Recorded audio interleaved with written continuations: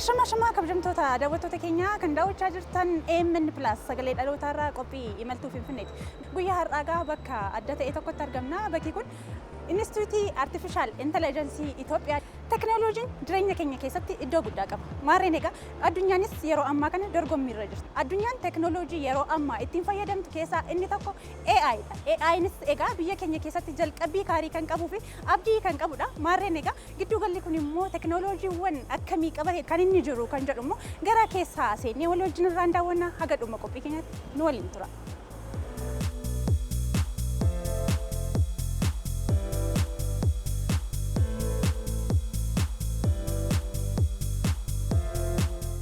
Akkam jirtu? Nagaadha. Fayyaa nagaa jirra. Baga nagaan dhuftan? Baga nagaan eegdan. Walaa bar. Okay. Maqaan kiyyaa Shannaafi Baqqalaan jedhama. Egaa Inistiitiyuutii kana keessatti kutaa roobootiksii fi industiriyaal awutoomeeshinii hoogganaati.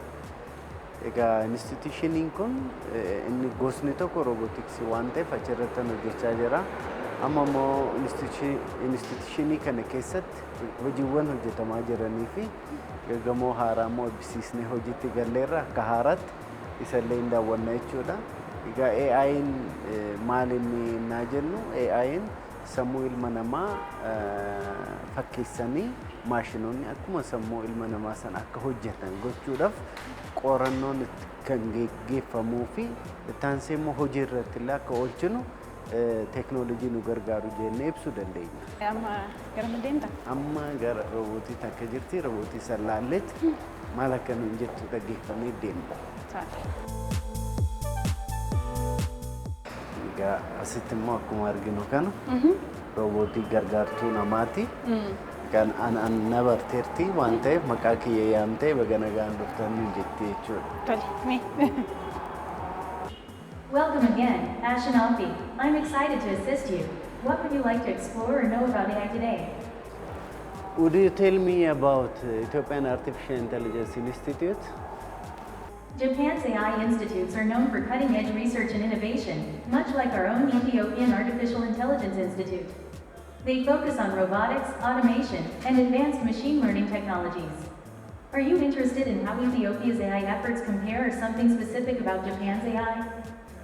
Gaaffii barbaadde kan Ingiliffaan gaafachuu dandeessaa. Roobootiin tun egaa keechumoon innaa dhufan Inistiitiyuutii kana keessatti maaltu hojjetamaa jira, maalni kaayyoonsaa kan jedhu diiteelii odeeffannoo barbaade asumatti roobootii kanarraa argachuu danda'a jechuudha. Kanaaf atillee yaaluu dandeessa. Gaaffii barbaadde. Hi, how are you? What is your name? I'm Tess Balanesh, your friendly AI guide here at the Ethiopian Artificial Intelligence Institute. How can I brighten your day, AMN?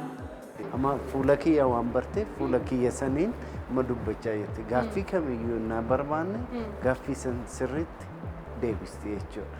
Kanaaf simma ogaa deddeebitu si baraa deemte gaaf biraa ogaa dhufte maqaa kee maqaa koo qabattee jechuudha. Iyyaani sisinatte jechuudha. Kutaan ittaanu garami? Kutaan ittaanu immoo kutaa roobootiksii fi workshooppii jira. Achi deemnee immoo maaltu akka jiru daawwattoota keenyaaf agarsiisna. Adeemna. Kutaan kun egaa kutaa workshooppiidha. Workshooppii AI fi roobootiksiidha. Akkuma argitu kun smart gateidha.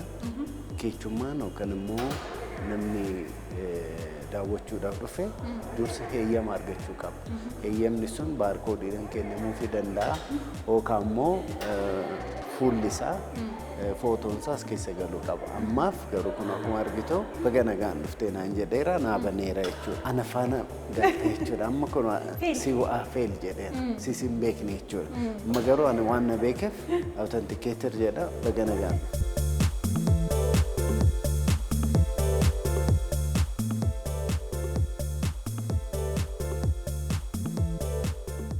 Kutaan kun kutaa roobootii. Eeyyeen kutaan kun kutaa roobootii bakka itti oomishamu jechuudha. Bakka isaan itti oomishaman. Bakka itti isaan oomishaman. Kanaaf roobootiin na oomishamu immoo meeshaalee garaagaraatu barbaachisa. Meeshaalee barbaachisan keessaa inni guddaan isa fuuldura kana arginu kana isarraa jalqabneet maashinoota as keessa jiranii fi bakka biraallee warra jiran iskiriinii kanaan daawwanna jechuudha. Egaa meeshaan kun seensi jedhama. CNC jedhama.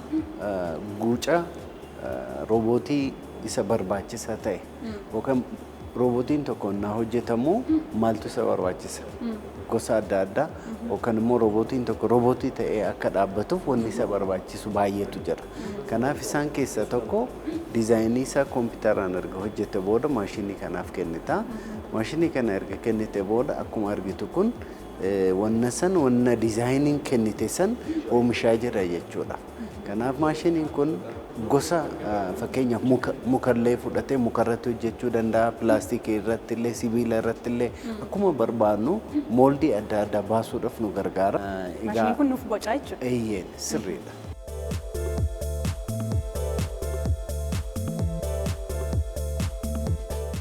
Diizaayinii akkuma argitu kana diizaayiniin kun kompiitara irra erga hojjetame booda kompiitara kanarraa kaasnee maashinii kanatti galchina. Kanaaf amma kun maayikaadha. Maayikaa kana fudhatee gara kanatti jijjiira jechuudha. Kuni paartii roobootii tokkooti jechuudha. Kanaaf inni jidduu jiru kuni kanarraati gara kanatti jijjiira jechuudha.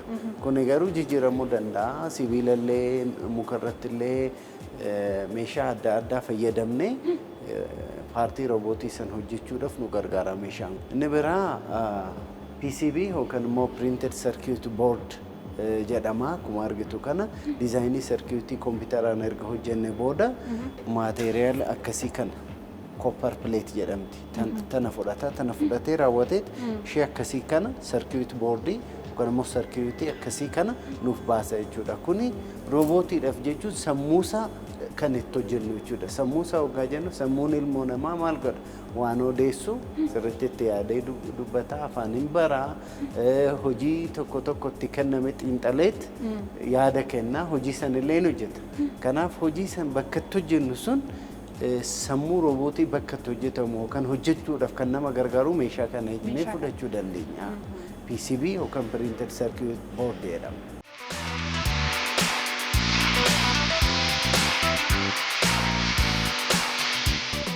Ittaani maashinoonni lamatu as jiranii 3D printer jedhamu. 3D printeriin kun maal godhaa? Akkuma argitu meeshaa kana fuudhee kun peellee yookaan immoo filamantii jedhama. Kan erga fudhate booda diizaayinii kompiitaraan isatti kennine san diizaayinii san maateriyaalii yookaan immoo 3 dimensional object yookaan immoo guca yookaan meeshaa roobootii tokko ta'etti bahuu danda'a jechuudha. Kanaaf ammoo gaalaallu meeshaan kun baay'ee xixiqqoo ta'uu danda'a. Garuu waan inni hojjetu roobootii keessatti waan guddaadha. Fakkeenyaaf asitti meeshaa kanaan fayyadamnee wantoota asitti oomishaman fakkeenyaaf asitti arguu dandeenya. Guca akkasii isa bilbila kanatti qabatan. Kun immoo mataa roobootiiti. Matuma roobootiitti asumatti hojjetamee diizaayin godhame. Egaa maashinoota kanaan fayyadamnee roobootii tokko hojjechaa jira. Akkuma argitu diizaayinii irra kaasee amma as ga'utti hojjetamaa jira. Hin dhumne wannoonsaa faayibar gilaasiidha. Akkuma arginu harki isaallee sammuun isaallee kun hundu meeshaa asitti arginu kanaan hojjetamaa kan jiru. Kanaaf guutummaan guutuutti Itoophiyaa keessatti kan hojjetamaa jiru. Asumatti oomishamee asumatti kan hojjetamaa jirtudha jechuudha. Sirriidha. Inni biraa roobootii asitti arginu kun roobootii akkuma argitu kana waa hojjechaa jira miti.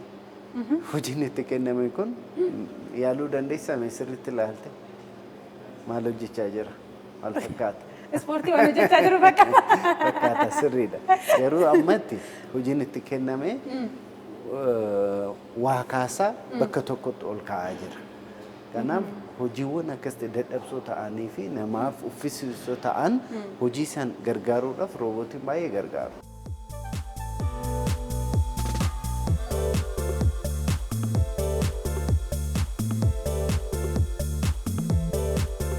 Roobootiin kun immoo pipeline inspection jedhamti. Pipeline innaa jennu ujummoo garagaraatu jira. Ujummoo bishaanii jira, ujummoo balfa kanatti deemu jira. Akkasumas immoo albuudota hoggaa baasan namoonni baay'ee miidhamu. Kanaaf roobootii tana fayyadamnee wanti sun eessatti akka raawwatamee fi dafnee gargaarsa akka goonuuf nu gargaara jechuudha. Akkuma argitu kana gama haada qaba. Haadni kun gargaarsa lama qaba. Inni tokko ishee daataa yookaan immoo bakka rakkoon sun uumame san odeeffannoo funaaneet haala kanaatiin akkuma argitu kaameeraa fuuldura jiru kana asitti argina. Maaltu isatti akka raawwatame asirratti ilaalla. Erga ilaallee booda saffisaan wanta kennamuu qabu, gargaarsa kennamuu qabu, gargaarsa kennuudhaaf nu gargaara jechuudha. Akkasumas akkuma argitu kana baatirii qaba. Baatiriin kun takka erga chaarjii goone guyyaa tokkoof roobootii tana gargaaruu danda'a. Bakka ibsaa tajaajilli hin jiraannetti illee kana fayyadamuu dandeenya jechuudha. Kanaaf bakka ajajamte geessee wanta barbaadamu sana nuuf fiddee dhufte jechuudha. Odeeffannoo san funaantee fiddee dhufte jechuudha. Kanaaf namni asirra jiru san immoo maaltu bakka kamitti akka ta'e haala salphaa ta'een asirratti ilaalaa gargaarsa barbaachisaa ta'e gargaaruudhaaf. Yoo achi keessatti hafte illee gamada kanaan? Haada kanaan baasuu danda'a jechuudha. Inni taanu kaa roobootiin tun immoo ana gargaarti. Maaltu akkasitti jiru? ክቡራትና ክቡራን እንግዶቻችን በድጋሚ እንኳን ወደ ኢንስቲትዩታችን በደህና መጣችሁ። እኔም እንደ ባልደረቦቼ የኤአይ እና ሮቦቲክስ ወርክሾፖችን ላስጎብኛችሁ። በስክሪኑ እንደምትመለከቱት በዚህ በዋና መስሪያ ቤታችን የላይኛው የግቢያችን ክፍል የሚገኘው ሁለተኛው ወርክሾፕ ነው። ይህም የተለያዩ ምርቶችን የሚሰራበት ነው።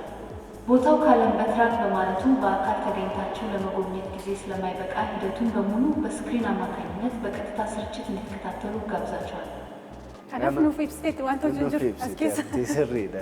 Kanaaf kunis immoo meeshaa workshooppii biraatu jira. Workshooppii san namoonni achi deemanii daawwachuu hin dandeenyeef iskiriinii kanaan ibsinaaf jechuudha. Akkuma roobootiin jette egaa guca sibiilawwan gurguddaa qaama roobootii wantoota ta'an meeshaa kanaan oomishna jechuudha. Itaan immoo kutaa shooruumiidha. Waajjirri kun wantoota hojjetee fi akkasumas gara fuulduraatti maal akka hojjechuu barbaade bakka ibsuu yaalutti deemna. Bakka san deemne wanti dhabnu hin jiru. Kanaaf gara sumatti deemna. Gara shooruumii.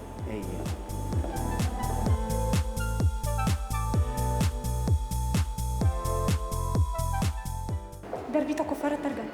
Eeyyeen. Egaa asitti immoo shooruumiidhaa fi gosa daataa darbii kanarratti argina. Jechuun egaa Itoophiyaa የአርቲፊሻል ኢንተለጀንስ ተቀባይ ብቻ ሳትሆን ዋና ተሳታፊ የሚያደርጋትን እንዲሁም የራሳችንን ችግር በራሳችን መፍታት የሚያስችለንን ተቋም ገንብታለች። እጋ አፋን ኦሮሞት እና ሂክኑ ኢትዮጵያን ቴክኖሎጂ ቢቱ kan biyya alaatti galchuu qofa odoo hin ta'in Itoophiyaan irratti hirmaattee rakkoolee biyyaatis immoo hiikuu kan danda'u waajjira akkasii hundeeffameera kan jedhu hiika qaba. Rakkoo keenyas ofuma keenyaan bakka itti furuu kan dandeessu dhaabbata akkasii hundeeffameera. Egaa gara fuulduraattis karaa AI kanaan Itoophiyaan dorgomaa ta'uufidha kan isheen hojjechaa jirtu. Sirriidha.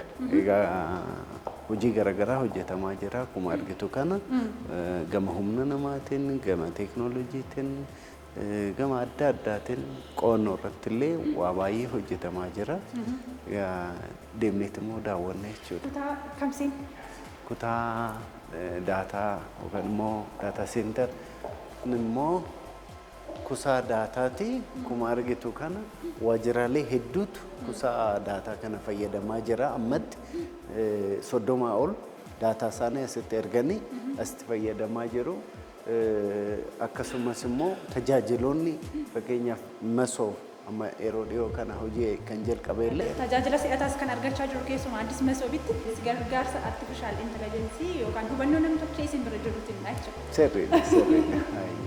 Kanaaf kutaan kun walumaa galatti kutaa kuusaati si'ata. Baay'ee. Bakka kun immoo maal inni mul'ata waajjirichaa bakka itti ibsinu jechuudha. Mul'inni waajjirichaa naa jennu maali gara fuulduraa maal ta'uu akka qabu hubannoo asirraa argata jechuudha.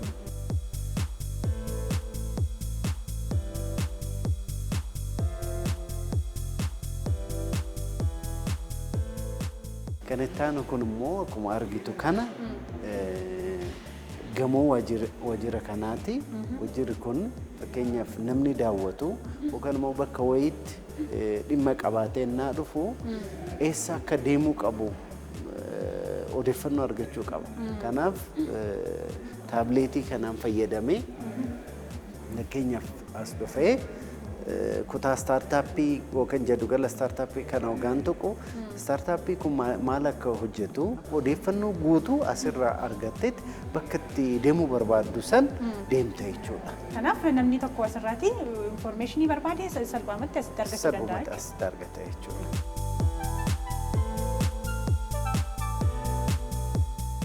Amma fuuldura keenya iskiriiniitu jira miti iskiriiniin mul'ata. Ingiliffaan digital twin jedhaniini digital twin kan jedhu kun maal lakkuu dijitaalaa yoo jenneen fakkeenyaaf naate aktii gootu kan naate deemtu namni wayii achi keessatti waan deemu fakkaata. Yookaan immoo shumaati as deemtu san akkeessee achi keessatti laalte jechuudha. Fakkuma keessan achitti argita jechuudha. Sirriidha. Mee haala deemii kee jijjiiritoo achi keessatti of laali. Harka kee fa'aa ogaa akkas godha si faana deemaa jira jechuudha. Eeyyeen. Yoo ati hin sochoone sochiin hin jiru. Kanaaf argisiisaa jira sochii koo. Eeyyeen sochii keessan amma barachaa jira. Dhawaatuma waan namni akti godhe san achi keessatti mul'isa jechuudha. Yoo namni hin jiraanne akkuma argitu kana homtuu hin jiru. Kanaaf seensaroota adda addaa qaba. Seensaroota sanii namni socho'aa jiraachuu isaa asitti nu argisiisa. Asitti nu argita. Asitti nu agarsiisa. Ittaanee gara kan hoggaan dhufnu immoo AI'n kun egaa tajaajila garaagaraa qaba. Tajaajilli kun immoo maal irratti hundaa'a? Seektaroota adda addaa fi akkasumas immoo umuriidhaan dargaggootaaf namoota gurguddoodhaaf faayidaa akkamii kennuu akka danda'u odeeffannoo kennuu kan danda'udha jechuudha. Fakkeenyaaf kun akkuma argitu kana hakiimiidha. Hakiimiidhaaf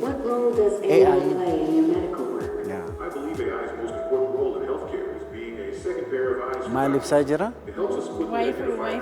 Fayyaa irratti AI maal akka gargaaruu danda'u ibsaa jira jechuudha. Kun immoo qonna irratti akkamitti nu gargaaruu akka danda'u yookaan oomishtummaa akkamitti dabaluu akka danda'u odeeffannoo asirraa arganna jechuudha. Kanaaf tokkoon isaa Iyyaani tokko dargaggootaaf AI maal fidee dhufee akkamitti fayyadamuu danda'an naa baratan naa hojjetan AI kan akkamitti fayyadamuu akka danda'an odeeffannoo achirraa argatu jechuudha. AI'n gara fuulduraatiif jiruu keenya keessatti naa fayyadamnu maal akka fakkaachuu danda'u. Fakkeenyaaf qonni keenya maal ta'uu dandeenya. Guutumaan guutuutti naa AI fayyadamnu maal akka ta'uu danda'u. Akkasumas immoo kenniinsi tajaajilaas AI naa fayyadamu gara fuuldura maal akka ta'uu danda'u kan agarsiisudha jechuudha iskiriiniin kana. Kanaaf akkamitti nutti hima kun? Kun amma harkuma keenyaan as keessa naan godhu. Smart agriculture yookaan immoo qonna smartii jechuudha. Qonnatti nu jijjiira. Garasti jijjiira akkuma argitu kana diroonii fayyadamaa lafti qonnaa oomishtummaan dabalee akkasumas immoo qotee bulaan akkatti gammadee jiraatu agarsiisa jechuudha. Kanaaf harkuma keenya keessa galchuudhaan gara biraatti jijjiiruu dandeenya jechuudha. Smart future office jechuun biiroowwan smartii ta'an gara fuulduraa maal akka fakkaatan kan agarsiisudha jechuudha.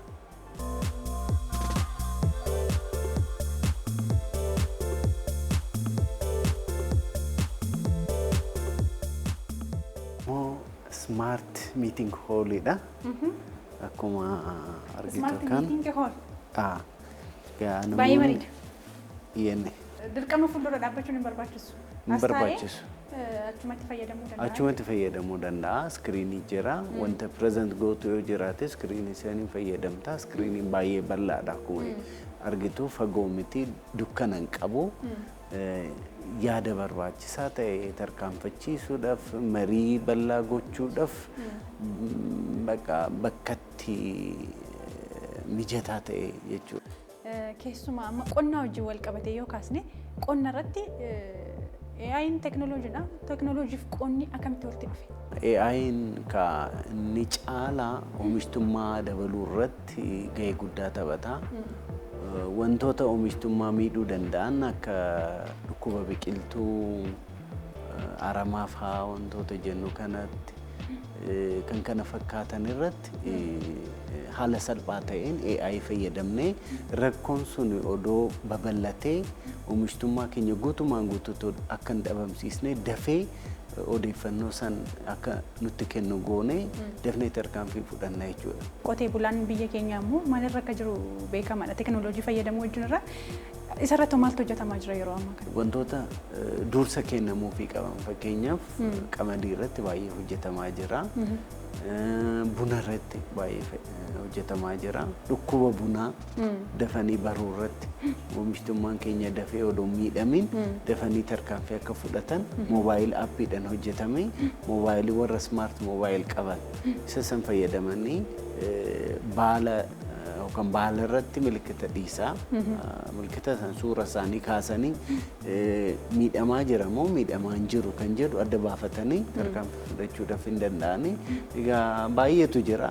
Kanaaf dhaloonni ammaa kun AI wajjin wal baruudhaaf maal gochuu qaba? Maal hojjechuu qaba yeroo kana booda? Inni guddaan AI dhaloonni amma dhufaa jiru kun barnoota irratti cimuu barbaachisaadha. Fakkeenyaaf AI kana barachuudhaaf illee sabjektoonni yookaan immoo barnoonni barbaachisaa ta'an jiru akka herreegaa saayinsii kanarratti cimanii baratanii of qopheessuu qabanii kan jedhu yaadan qaba.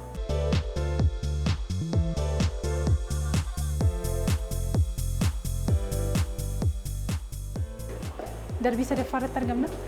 Digital library jedhama. Digital library ti. Egaa as keessatti immoo odoon ta'in immoo waajjirri kun erga hundeeffameen booda kutaa bu'aa qorannoo isaa as keessatti argina jechuudha. Inni tokkoffaa paatentiidha. Paatentii 9 ol kan ta'an bakka kanatti arganna jechuudha. Paatentiin kun isaan kun fayyaa irratti, isaan kun qonna irratti, tiraanspoortii, faayinaansii irratti illee bu'aa qorannoo keenya paatentii 9 kan arganne bakka kanatti argachuudha. Digital library gaafa jedhamu garuu akkuma maqaa isaa irraa hubannu wanti adda isaa taasisu jira. Digital library naa jennu soft copyidhaan kompiitara keessatti kan arginu jechuudha. Kitaaba hedduu bakka tokkotti arganna. Akkasumas kitaabota gatiin isaanii baay'ee mi'aawoo kan ta'an argachuu danda'an. Namoonni illee gaafa fayyadaman fakkeenyaaf hard copy yoo ta'e kitaaba takka yoo jiraate nama tokkotti gizee tokkoon fayyadamuu danda'a. Garuu digital innaa ta'e kitaabuma san namni baay'ee gizee tokkotti fayyadamuu dandeechisa jechuudha. Inni biraa immoo isa fuuldura keenya arginu bu'aa qorannoo keenyaa kan ta'e addunyaa irratti joornaalota beekamtii qaban keessatti kan maxxanfamanidha. Kunis lakkoofsaan 56 ol ta'a jechuudha. Muraasaaf asitti agarsiisuudhaaf maxxansine. Kuni qorannoowwan argamanidha jechuudha. Kuni maal jechuudha? Egaa addunyaa keessatti illee hojiin keenya beekamtii akka argatte beeksisa jechuudha. Bu'aa teknooloojiiti. Bu'aa teknooloojiiti. Even saayinsii kana keessatti teknooloojii kana keessatti namoonni jiran illee rifarii godhanii itti fayyadamuu danda'an jechuudha. Addunyaaf illee kana gumaachineerra jechuudha. Kutaan itti aanu giddugala startupidha. Achi immoo deemnee maal akka hojjetamaa jiruu fi maal akka jiru ilaalla.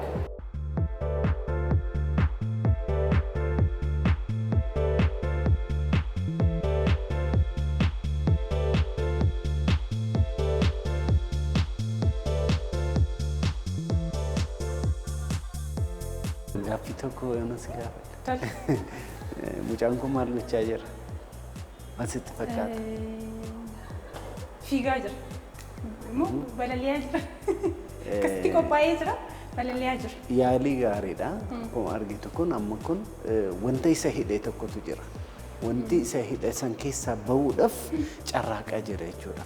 Amma carraaqii kana teknooloojii odootti daballee gargaarsa muraasa osoo kennineef yeroo dhiyootti waan barbaade san bira gahuudhaaf hin danda'a kan jedhu abdii guddaa dargaggoota keenyaaf kan kennu akka ta'e ibsuudhaaf kuni taa'e. Egaa akka sila duratti yaaluuf dubbachuu yaaletti muummichi ministeera keenya biyya Faransaay daawwatanii naa dhufan startuppii AI baay'ee murteessaa akka ta'ee fi hundeeffamuu akka qabu as fidanii yaada kana nutti laatan jechuudha. Yaada isaan dhiyeessan inni tokko maal inni startuppii deeggaruu jechuun nama dhuunfaa deeggaruu miti. Namni jalqabaa sun na deeggaramu nama 50 yookaan nama 500 yoo jabaate immoo nama 1000 qacaruudhaaf waan danda'uuf hojii dhabdee biyya keessa jiru gargaaruu akka ta'e ibsan jechuudha. Kanaaf startuppii na deeggaru inni tokko deeggaramaa nummoo deeggarsa nama kennu osoo hin ta'in mul'ata waloosan waliin hojjechaa akka jiru akka ta'e akkasitti ibsan jechuudha. Dorgomanii carraa argatanii bakka itti hojii hojjetan argatanii hojii isaanii bakka itti hojjetanidha. Dorgomanii carraa startuppii yookaan immoo gargaarsa bakka hojii warra argatan bakka itti ta'anii hojii isaanii hojjetanidha. Akkuma argitu kana bakka itti taa'antu jira akkasumas immoo bakka walgahii itti taa'an akkuma argitu smart foddaa smartii asitti argina. As keessatti ka bilbila illee haasa'uun hin ta'u namoonni waggaa bilbila haasa'uu barbaadan kutaa ishee nama tokko qabdu asitti kan arginu keessa seenanii bilbila haasa'anii akkasumas immoo namoonni tokko yaadallee burqisiisuu naa barbaadan kophaa isaanii taa'uu gaa barbaadan nama tokko qafa qabdee achi keessa taa'anii yaada isaanii barruudhaan fuudhanii gara hojiitti jijjiiruu danda'an jechuudha. Namni as jiru warri kan asitti as keessa seenanii miitingii garaagaraa jechuu danda'an dhugaa banuu barbaadamu haala kanaatiin dhugaa cuftummaa haala kanaatiin fayyadamuu dandeessa. Amma fakkeenyaaf amma banameera namoonni dhugaa miitingii achi keessa gaggeessan yaadni isaanii akka jalaan facaanee naa barbaadamu hin cuftaa jechuudha. Kuni teekinooloojii ajaa'ibaati.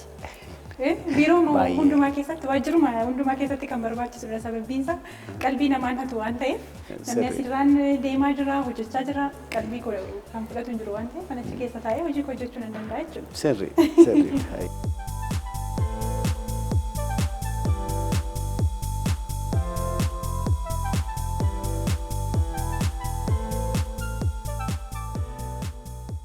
Galatoomaa ulfaadha. Galatoomaa isinillee. Egaan daawwannaan keenya guyyaa har'aa kana fakkaata lalisee kaffaalee ture isin faana kan turre torban bakka biraa walii wajjin irraan daawwannaa nagatti.